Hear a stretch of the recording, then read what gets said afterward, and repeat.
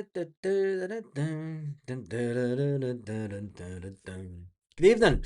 Welcome back to the One Celtic Fans View on a Sunday evening, Sunday the 3rd of May, after the game today. Which ended up like this: Hibernian 1, Celtic 2. The stats are all there for us all to see, but the more important thing, I am going to go through the meltdown that has happened in Scottish football. The fantastic meltdown from Celtic 2. The stats are all... Yeah, the very public meltdown of some public figures, people that are in the media, not liking things that happened and just crying about it online. But the big news is tonight that the injury to Daizen Maeda isn't as bad as what we thought at first. It did look like he had bruising on the side of his foot, and the stuff that's coming out of Celtic, where is it? Michael Gannon. Michael Gannon says that he's heard from behind the scenes that someone stood on Daizen Maeda's foot, and the studs basically went through his boot. It wasn't a sprain, an ankle sprain, or a ligament issue, so it's good news as far as Daizen Maeda is concerned. It's nothing that will keep him out for a prolonged period of time over the next 2 weeks. Yes, the 2 weeks of the remaining SPFL league. Yeah. Anyway, let's jump on to the world of social media. Let me just check this again. The remaining SPFL. Yeah, that's all fine. Let's jump on to, obviously, the first one that seems to be causing a lot of meltdowns within the media is, and especially one certain... Well, he's not really a journalist, this Ewan Cameron. He's a radio presenter. And maybe one of the most famous Hearts radio presenters. He's having a bit of meltdown on social media. Can you definitely say this is a handball? Hashtag Hibs, hashtag Celtic. And he has reposted the video of that. It's nice to know that the Hearts fans are worrying a bit about what's going on at the Celtic game. It gets even better than that, because Rangers and their obsession. You are my fantasy obsession. Will you set me free? Rangers Spears can clearly see it hits his sleeve, chest and down to his knee. At no point does it touch any skin or his arm or hand. No handball. But Rangers Spears' obsession with everything Celtic seems to take a little bit further. That's a different one. Let me just see. That's that one. No, it's Pedro Sanchez. And there's Rangers Spears again. This is the cracker, this. Talk about obsession with Celtic. Funny how Jamie McGrath has played 424 games in his career. He has never had a red card in any of those games, even as a second yellow, until it comes down to the title chase involving his boyhood club Celtic. Same with Celtic fan St Mirren keeper Ryan Mullen. Gift it a go, putting the pressure on a 17-year-old. No, sir, no. And then you look at players like Stephen O'Donnell, 1 assist all season, 2 assists over 2 years, but it comes to the one game against Rangers. Surely, they're just out to annoy the other teams. Anyway, that's a Rangers fan having a... Rangers Spears just done his nutting, hasn't he? He's totally, completely done his bonkers in, man. He's like, his obsession with everything Celtic's just batshit crazy. You know, when you think about it, it's worrying that these people... And there's the Rangers Spears again. Now, this was the push. Let's put it into slow motion. Well, I better do it here. This is the screen. Nope, we'll leave it there. Let's do this so that TV companies do not try and demonetize us. But when you look at this, he doesn't even try to. He's not even looking at the ball, is he? He's watching the player. Watch the player. Tries to get in front and then just goes, "Oh shit! I've not got the pace here. I'm just going to get my 2 arms up and fucking get out the road, you! How you? Pushed! You fucking get out the road, you rocket!" And completely just pushes him.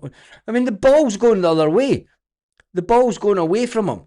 This should have been a penalty, but not even looked at by VAR. Not even looked at. Not a thing. And Daizen Maeda kicks the ball off the player's head. Went, fuck you, mate. What are you doing? What are you doing, man? Really? What are you doing? Oomph! Hits the ball right off his napper. And then the Hibs players take umbrance to that. What are you doing, yeah? Oh, the old, that lot. So yeah, tell me what you think of that. Should it been a penalty? These mutants in South Korea Huns are totally ruined. They are that. Baz, look how many posts he made during the game. The guy's fuming. I'm no going looking at his post, mate. Some few folk have retweeted it. There's no danger am I going looking at any of his posts. We are morally bankrupt, according to the Hun Munster doing the rounds online. Morally bankrupt? Jesus. Well, I'd rather be morally bankrupt than financially bankrupt and liquidated. And but this one was shocking. What does it say for VAR? John Collins said at the time that if this wasn't looked at in any league, he doesn't shield the ball. You know, the way that defenders get away with it is if they're shielding the ball and they're stopping the players from getting to the ball. He is not shielding the ball. The ball was going in the opposite direction, and he just clearly, blatantly pushes the Celtic player to the ground.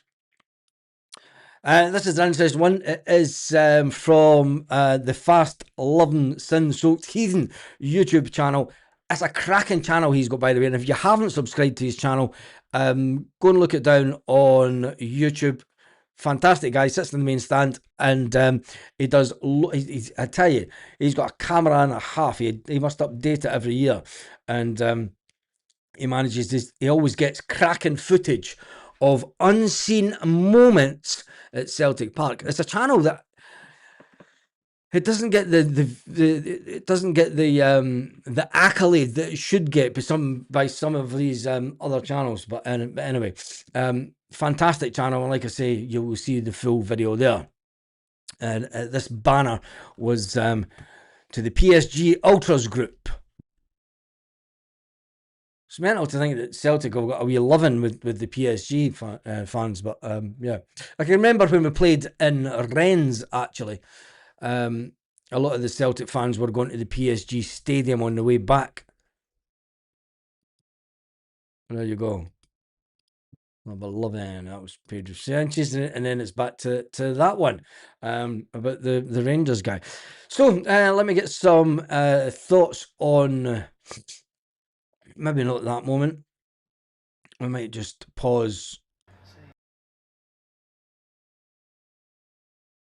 this right there, because I mean that's got his 2 arms up.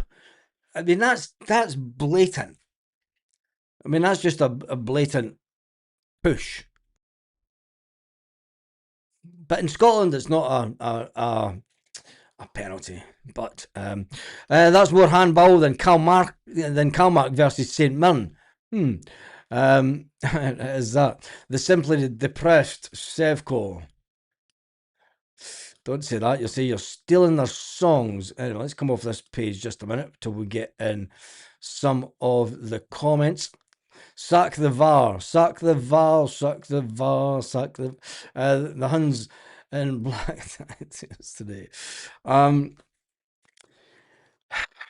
Let's be realistic about the game. now that the dust has settled.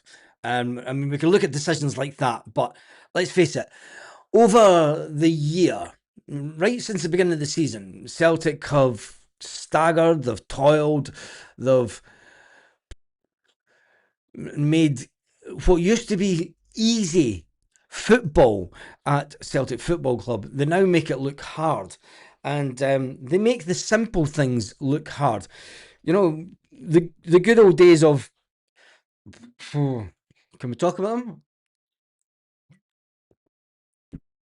The good old days of winning 4-0, 5-0, consistently, dominating games, crushing teams. We're going to bring in a new manager in around, I reckon, about 4 weeks' time maximum. There's 2 weeks left to the end of the season. Season ticket renewals are done and dusted by the 29th of May. Celtic will have to announce the new manager before season ticket renewals end. They've done this in the past, and they did it when obviously Brendan Rodgers was coming in. That was the last time where we were at a point before the end of the season. Do you know, when Ange was here, there was still the speculation, there was all the loving, but by this time, with 3 games remaining, the speculation for him to go to Spurs was through the roof. Do you know, the talks had obviously taken place behind, with his agent. His agent has obviously been asked, look, come the end of the season, we'd like to speak to Ange, and his agent would have obviously went to Ange and said, look, Spurs want to speak to you after the end of the season. Ange kept it quiet, so it didn't help the situation. And then when Ange wins the Scottish Cup final, before a ball was even kicked at that Scottish Cup final, Ange told Dermot Desmond and Peter Lawwell that he wanted to go and speak to Spurs, Tottenham Hotspur, the worst club that any Celtic manager could go to. I mean, there's a close hatred between Spurs and Chelsea, of all the terrible clubs that you could go to after Celtic. Those two have to be right up there.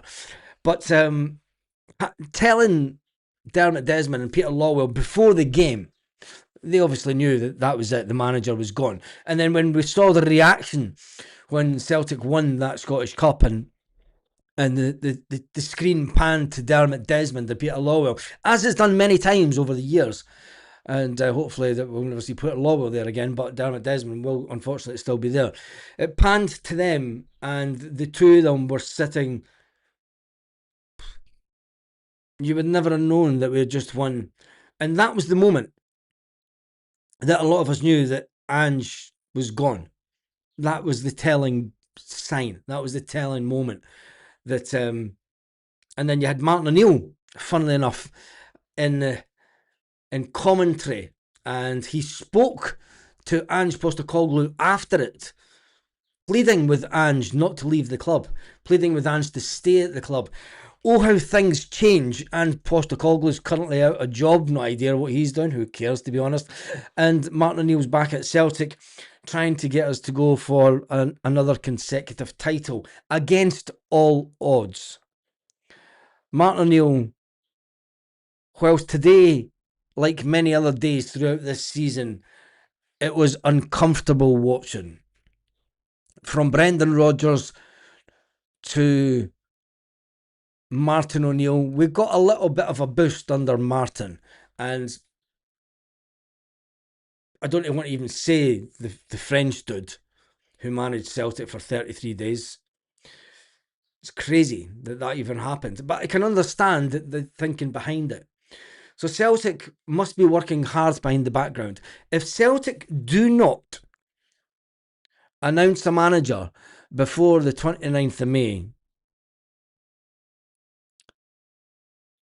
I fear that another Eddie Howe scenario could be played out at Celtic. But it's remarkable.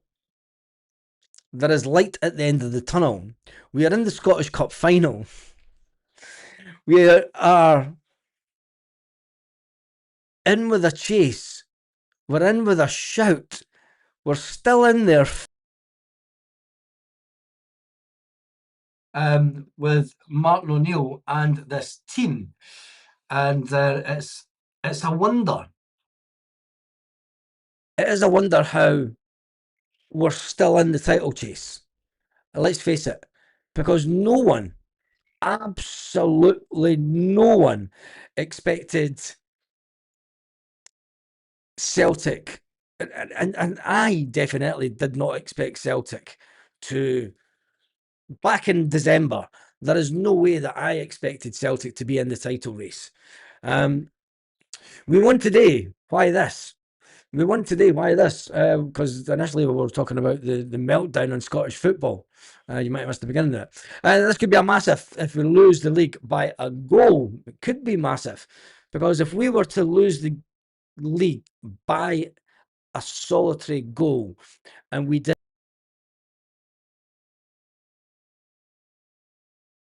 this decision, it will be unbelievable to think that we knew that VAR was going to be against us today. Listen, I went onto Facebook, and the comments from my father against Douglas Ross was quite funny, to say the least.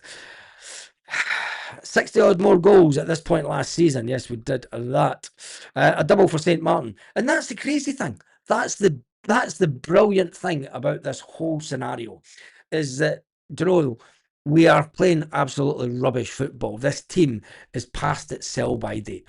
There's so many players that need to be ejected from Celtic Football Club. Not just ejected, but there are so many players that I hope to God Celtic can find someone to purchase these players next season, because we need wholesale changes. And if Martin O'Neill does do this, it's going to be one of the biggest laughs. This will be bigger. If we get this league over the line, this will be bigger than the 2012 meltdown from that lot across the city. When you've got people like Ewan Cameron, who's never off social media. Wait a minute, where is it? When you get Ewan Cameron with his obsession, the STV presenter, the radio presenter, he's never off Twitter, and he's always talking about Celtic. And even he came out and said, if Celtic win this title, just give it to them for the next 20 years. Oh, the meltdown will be of epic proportions. Anyway, that's just a little bit of an update for Daizen, Maeda, and all about the zombies going into complete meltdown. Let's grab some comments before we go. We needed a 3-0 today. We got an Ole honest VAR mistake again. And how many points does that cost us this year? Mike Nicholson works 24/7. Yeah. Tomorrow is a great watch. Hopefully a kicking fest and a few players out injured. We Huns will win for me tomorrow. I think so. 5-0 the Huns tomorrow. We're top of the league. Yeah, it is lagging a bit. I don't know what's going on with the internet tonight. Celtic will be top of the league after the Glasgow Derby win. I need a sound check.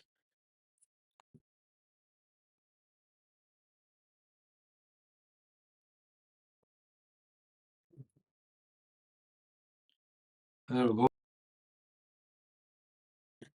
More chance of it being my throat, actually, because my throat is goosed with doing these. Let me see how that sounds. That should sound a little bit better, hopefully, maybe.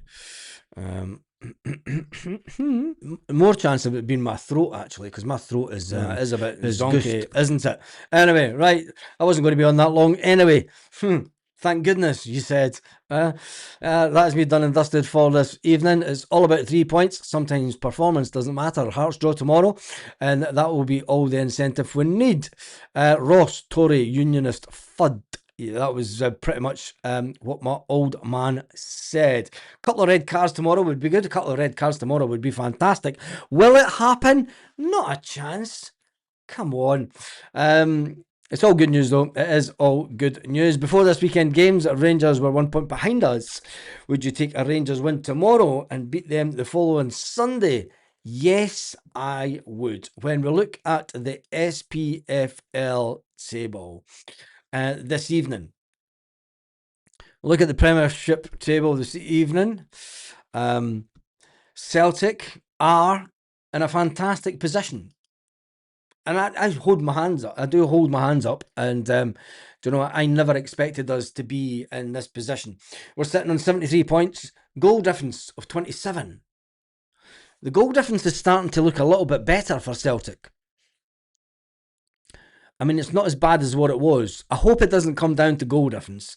Because if it does, let's just hope Rangers don't pick up points. Roman and the Gloman with St. Patrick Finian band. Roman and the Gloman with the shamrock in your hand. And when the music stops, King Billy and John knows. Anyway, that is the league table. Celtic have played 35 games, one more than Hearts and Rangers. Motherwell are on 35 games. Celtic is sitting on 73 points. Rangers are on 69 points. If they win tomorrow, it puts Rangers on 72 points with games remaining. Rangers will think that they can win the title. Hearts will think that they can win the title. Can Celtic steal the Thunder? And will the Thunder return to Celtic Park next season? Not with Neil Lennon, hopefully. Let's hope that...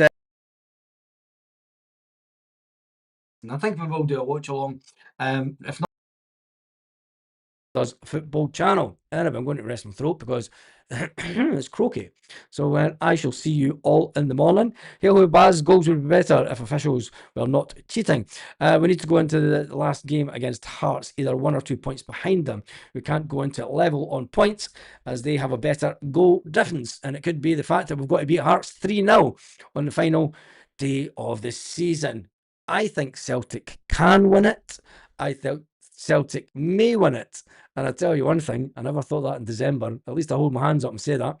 Have an absolutely fantastic evening, Celtic fans. Thank you for jumping on this live tonight. And yeah, I think Celtic will be top of the table next week.